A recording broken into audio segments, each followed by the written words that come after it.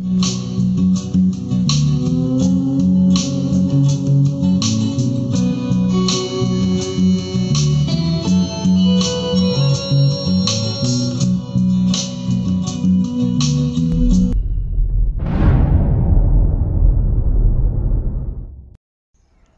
back mga sir. Ito may bago na naman tayong project na 3-way speaker system. At ito na po ang ating mga naitabas para sa 2 pirasong box. So samahan nyo ako mga sir.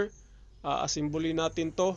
Para nga pala ito sa aking kapitbahay na matikas at magiting na Papa November Papa. Shout out sa iyo sir.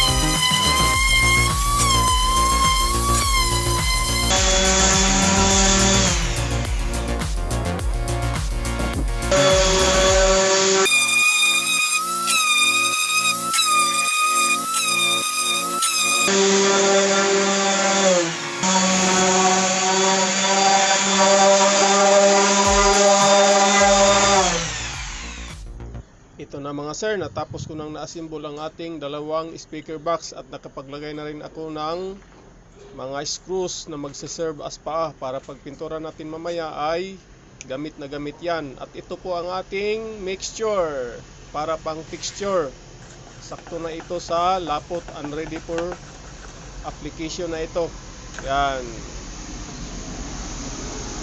So ito po bali ang ating texture roller. Sa pag-a-apply naman ng ating mga pintura mga sir is ganito lang po. Simpleng-simple lang. Sundan nyo lang po ang buong video para matuto kayo. At sa pag-apply naman ng ating pintura mga sir is lagi po akong nag-i-start sa pagpintura dito sa bottom side ng ating speaker box. Yan, kung napansin nyo meron po tayong nailagay na mga screws na magsiserve as paa para pwede natin maibalik-baliktad itong box para sa isang session lang ay matapos natin ang pagpintura. Pag hindi kasi tayo naglagay ng paa mga sir is maghintay pa tayo ng mga ilang oras bago natin mabaliktad at mapinturuhan ang ibang side ng speaker box. Kaya teknik-teknik lang yan para mas mabilis sa trabaho.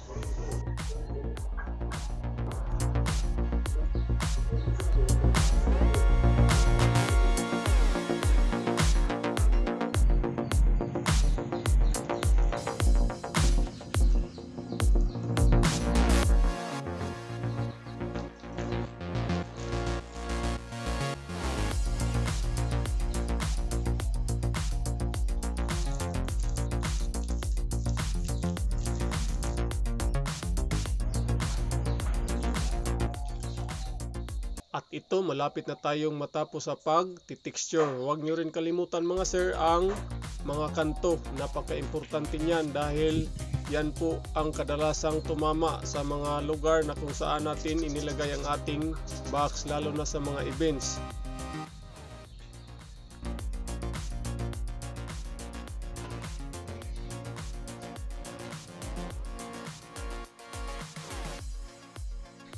So ganito lang po ang proseso mga sir kung paano tayo makapag-texture sa ating mga speaker boxes sa murang halaga. Yan, okay na rin ang ating gawa, parang professional din.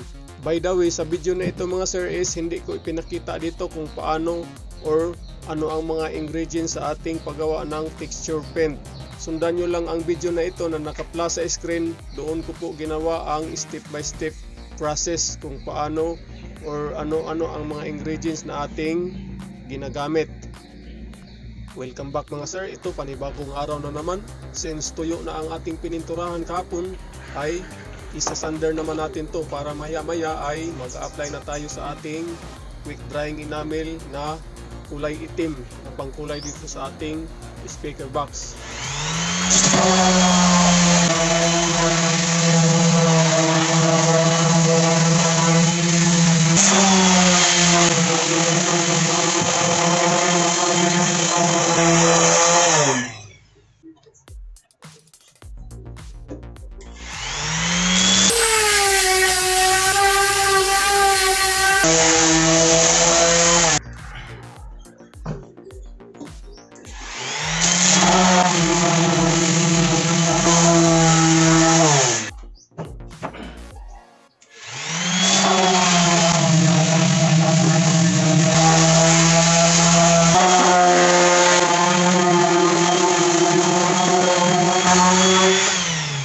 Ngayon mga sir ay mag-a-apply na tayo sa ating kulay itim na pintura. Since tapos ko na po itong napunasan at naalis ang mga alikabok para kumapit ng gusto ang ating pintura.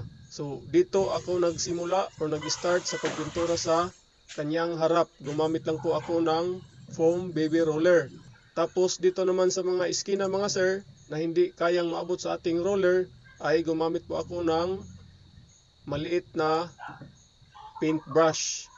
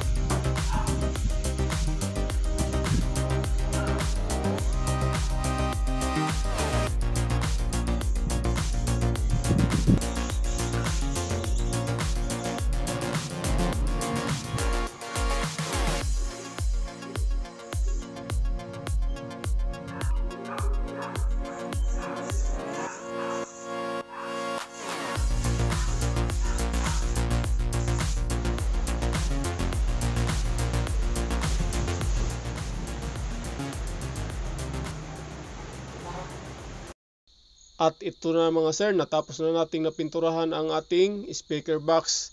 So bilad lang natin muna to sa araw para matuyo ng husto. Hopefully bukas ay makapaglagay na tayo sa ating mga speaker accessories at speaker drivers.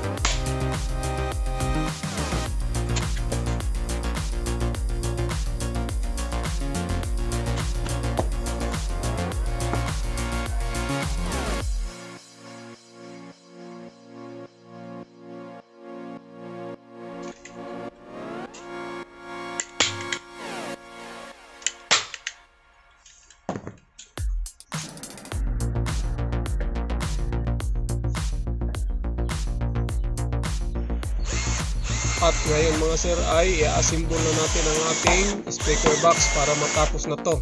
So naglagay lang ako ng rubber pit. Tapos syempre since ito ay 3-way system, napaka-importante po na maglagay tayo ng 3-way dividing network para sa protection ng ating tweeter at mid-range. So dito naman sa paghihinang mga sir, palaging double check. Ako triple or mga ilang beses kong dinouble check ang aking mga connection, lalong-lalo na sa polarity. Dahil once na kahit may dividing network tayo at baliktad ang ating kabit, so pwedeng masusunog pa rin ang ating mga tweeter at mid-range.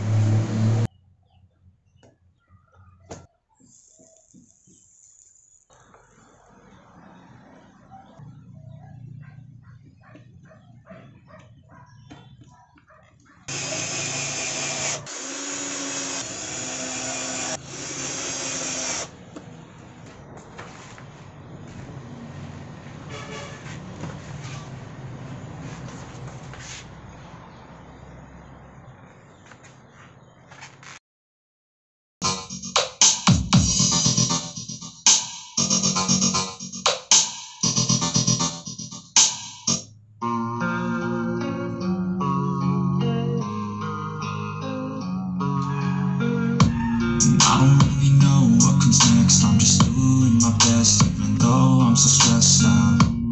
Everything just feels like a test that I fail, so depressed when I can't seem to get out. But something deep inside won't let me quit. I swear.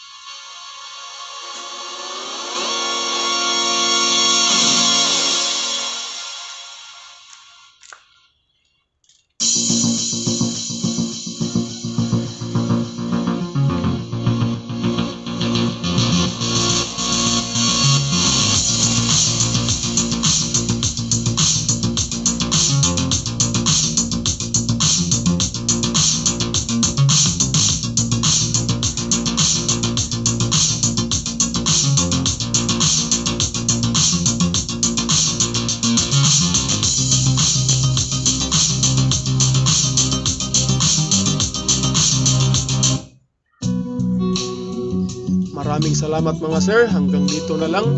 At dahil umabot ka hanggang dulo sa video na ito, alam kong mahilig ka rin sa DIY, kaya please like and share. I-share nyo po ang video na ito sa mga taong mahilig din sa DIY. Napakalaking tulong na po rin yan sa akin.